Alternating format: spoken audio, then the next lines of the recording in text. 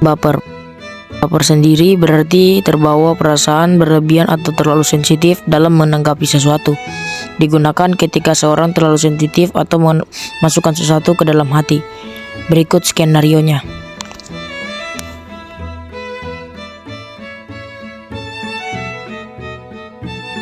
Rasa malas atau enggan melakukan aktivitas fisik biasanya digunakan untuk menyatakan keengganan melakukan aktivitas.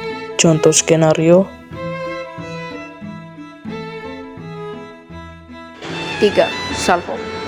Salfok adalah seseorang teralihkan perhatiannya atau tidak fokus pada satu hal karena melihat sesuatu yang lebih menarik.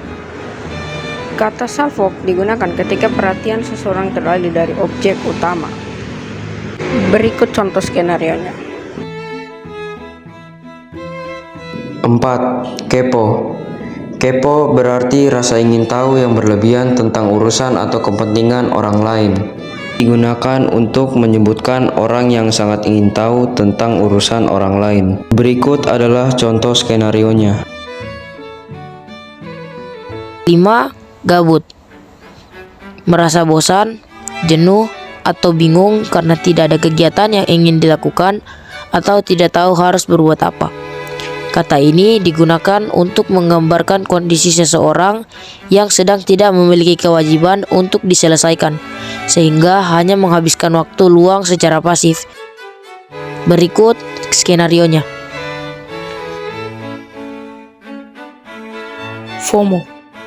Perasaan takut ketinggalan tren atau momen seru yang sedang dibicarakan di media sosial. Digunakan ketika seseorang merasa takut ketinggalan tren, acara, atau pengalaman seru yang sedang terjadi di sekitarnya, terutama dilihat melalui media sosial. Contoh skenario. 7. Alay. Kata alay berarti gaya hidup berlebihan untuk menarik perhatian. Kata alay digunakan untuk menggambarkan perilaku, gaya atau tulisan yang berlebihan, norak atau kampungan, terutama pada remaja di masa lalu. Berikut contoh skenarionya. 8. Troll. Troll adalah orang-orang yang selalu menebarkan aura negatif di tempat-tempat orang berinteraksi, seperti di media sosial, blog, chat, forum, maupun bagian-bagian komentar. Kata troll digunakan ketika seseorang sengaja memposting komentar atau konten yang provokatif di internet untuk membuat orang lain kesal atau marah. Berikut adalah contoh skenarionya.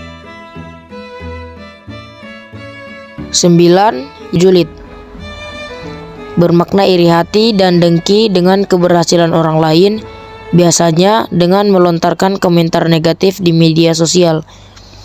Kata julid digunakan saat seseorang merasa iri, benci, atau dengki terhadap kesuksesan orang lain dan menyampaikannya melalui komentar-komentar sinis, pedas, atau mengomentari urusan orang lain secara berlebihan. Berikut skenarionya.